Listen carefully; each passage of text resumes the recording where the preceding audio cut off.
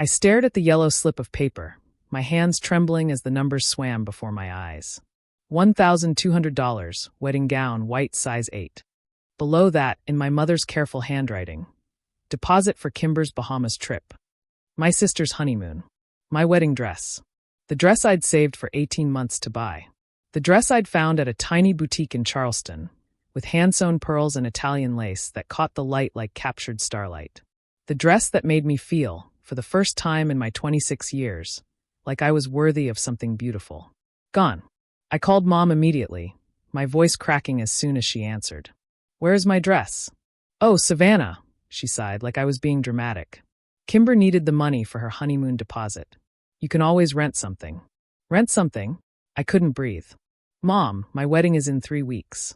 "Dreams don't pay bills, honey," she laughed, actually laughed. "Besides, it's not like you're marrying into money. Save the theatrics for someone who cares." The line went dead. I sat on my bedroom floor, surrounded by wedding planning binders and fabric samples, and realized that the woman who gave birth to me had just stolen my wedding day without a second thought. But what she didn't know, what none of them knew, was that I'd been preparing for this moment my entire life.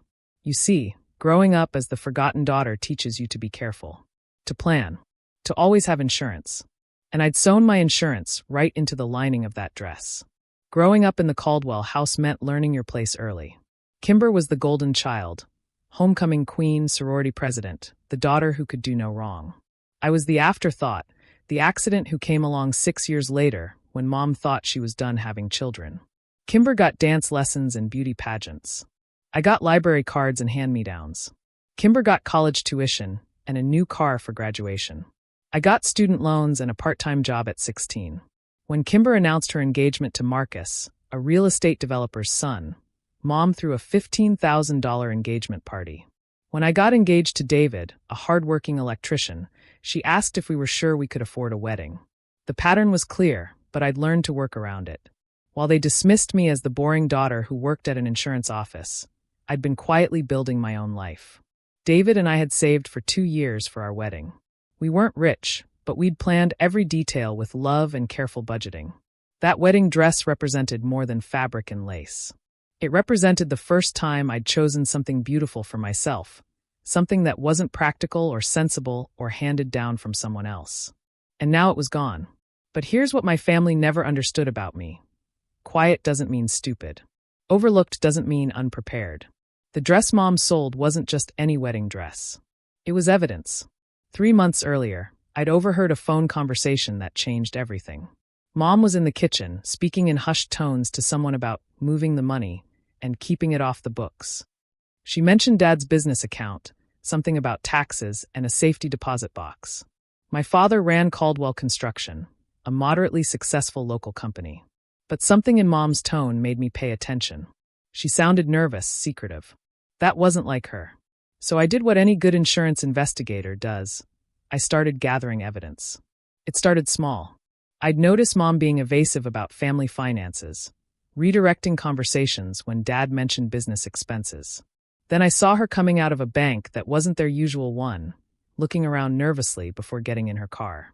The real breakthrough came when I house sat for them last month while they went to visit Kimber in Atlanta. I wasn't snooping, exactly.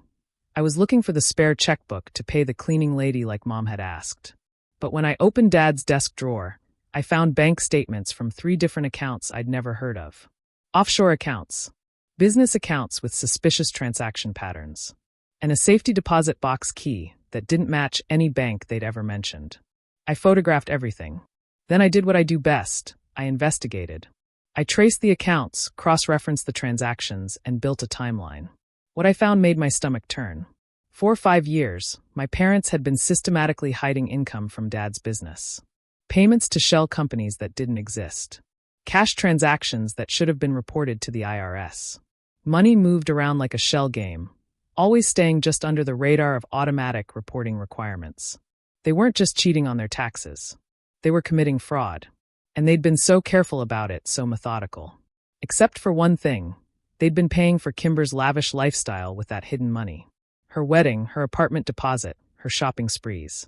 There was a paper trail connecting their tax fraud directly to financing their favorite daughter's dreams. The wedding dress was my insurance policy. Before I took it to alterations, I'd carefully sewn copies of the most damaging documents into the lining. Bank statements showing the hidden accounts. Photos of the safety deposit box contents. Transaction records that would make any IRS investigator's eyes light up.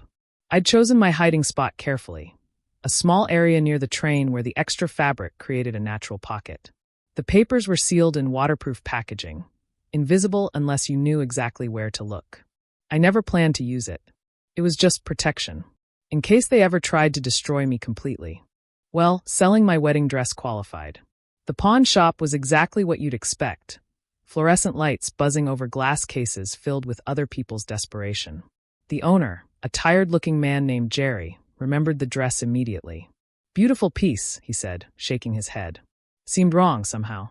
Lady who brought it in was real insistent about quick cash, wouldn't even negotiate the price.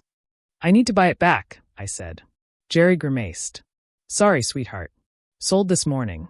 Some lady drove up from Savannah, paid full asking price plus extra to take it immediately." My heart sank, but I pressed on. "Did she leave any information? A name, phone number?" "Policy is we don't share customer information," Jerry said, but his eyes were kind. "But I will say this, she seemed to know exactly what she was looking for. Mentioned something about getting it to someone who'd appreciate the craftsmanship. Someone who'd appreciate the craftsmanship. A wedding dress specialist would examine every inch of that dress, looking for the quality details that justified the price. They'd find the papers. I drove home with a plan forming in my mind. That evening, I called my parents' house. Dad answered, sounding distracted. "Hey, sweetheart. I heard about the dress situation. Your mother feels terrible." "Does she?" "Of course. You know how she gets when she's stressed about money. Kimber's wedding costs, the business expenses, tax season coming up." "Tax season. Perfect opening. Actually, Dad, that's why I'm calling. I wanted to give you a heads up about something." "What's that?" "Well, you know how I work in insurance, right? We deal with financial investigations all the time. And there's been some increased IRS activity lately, particularly around small businesses with complex banking arrangements." The silence on the other end was telling. "What kind of activity?" Dad's voice was careful now. "Random audits, mostly. They're looking at businesses that have unusual cash flow patterns, multiple banking relationships, that sort of thing." Another pause. "Savannah, what exactly are you saying?" "I'm saying you might want to make sure all your business records are in order. You know, in case anyone comes asking questions." When I hung up, I could almost hear the panic setting in across town. The call came at 6 a.m. the next morning. "Savannah." Mom's voice was tight, controlled. "We need to talk." "About what?" "About misunderstandings. About family loyalty." I let the silence stretch. "Your father is very upset," she continued. "He thinks you might have misunderstood some things about his business practices." "Have I?" "We want to make this right. About the dress. We'll buy you a new one, even nicer than the first." "That's generous. But we need to know that we can count on family to stay family, if you understand what I mean." There it was. The threat wrapped in maternal concern. "Mom, I'm not sure I understand what you're worried about." "Don't play games, Savannah. If you know something, if you've seen something, we need to discuss this as a family." I took a deep breath. "The only thing I know is that my wedding dress was sold without my permission to fund Kimber's honeymoon. Everything else is between you, Dad, and your accountant." "Savannah."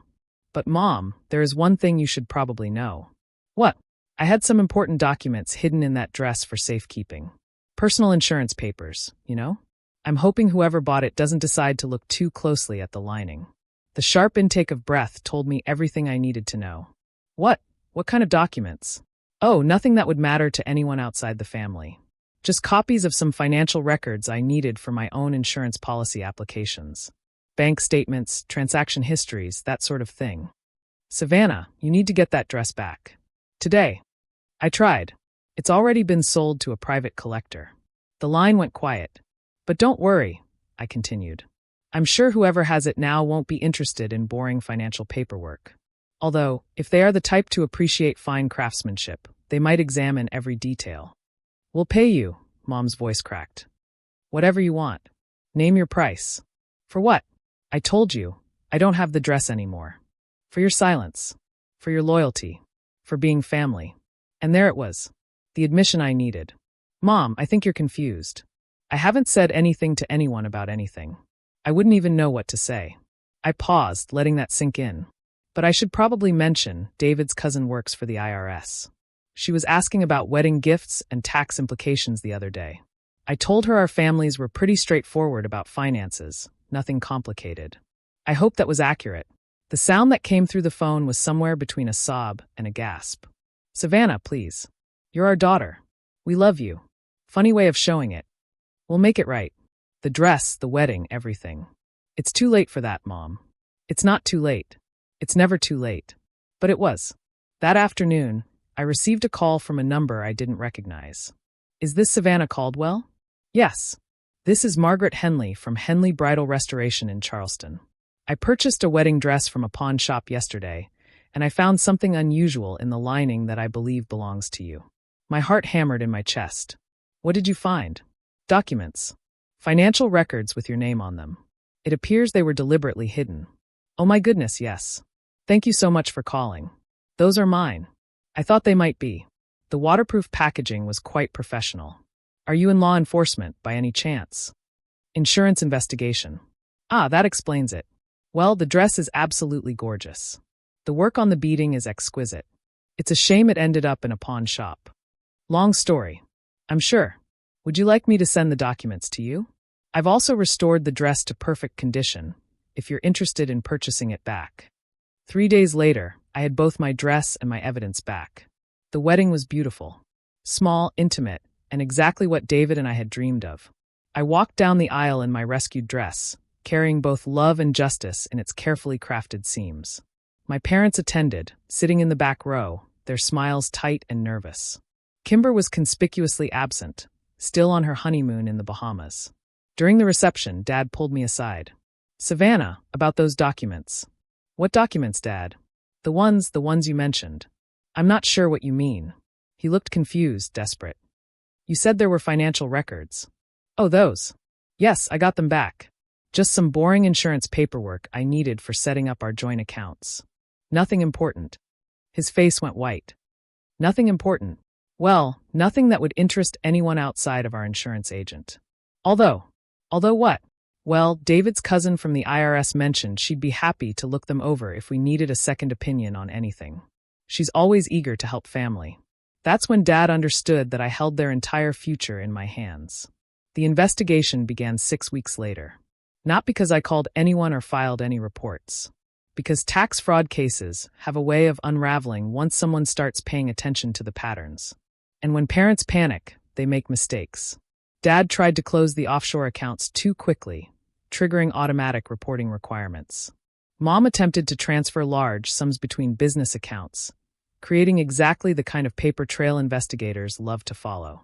Within 3 months, Caldwell Construction was under federal investigation for tax evasion, money laundering, and fraud. Kimber's perfect life crumbled when investigators froze the accounts that had been funding her lifestyle. Her marriage to Marcus didn't survive the scandal. Apparently, real estate developer families don't appreciate being associated with federal tax fraud cases. I never testified. I never had to. The evidence spoke for itself, and by the time investigators finished tracing the money, they had built a case that didn't need my hidden documents. But those documents remain my insurance policy, safely stored in my own safety deposit box. Just in case. The sentencing hearing was held on a cold Tuesday in February. Mom got 18 months in federal prison. Dad got 2 years. Kimber, as an unwitting recipient of the fraudulent funds, escaped criminal charges but had to return every gift, every payment, every dollar they'd spent on her. I attended the hearing, sitting in the gallery with David's hand in mine.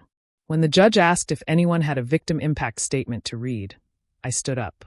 Your Honor, I'd like to say something. Mom turned around, her eyes pleading. My parents taught me that dreams don't pay bills, I said clearly, my voice carrying across the courtroom. They were wrong. Dreams pay much more than bills. They pay for truth, for justice, and for the kind of future where families protect each other instead of prey on each other. I paused, looking directly at Mom. They also taught me to be careful, to plan ahead, and to always keep insurance. For that lesson, at least, I'm grateful. As I sat back down, Mom's face crumpled with the understanding that her own teachings had been her downfall. The wedding dress hangs in my closet now, cleaned and preserved. Sometimes I take it out just to run my fingers over the intricate beadwork, remembering the night I sewed justice into its seams. David thinks I should donate it or sell it, but I can't bring myself to let it go. It's not just a dress anymore. It's proof that sometimes the things people try to steal from us become the very weapons that destroy them. And sometimes dreams don't just pay bills. Sometimes they pay back everything.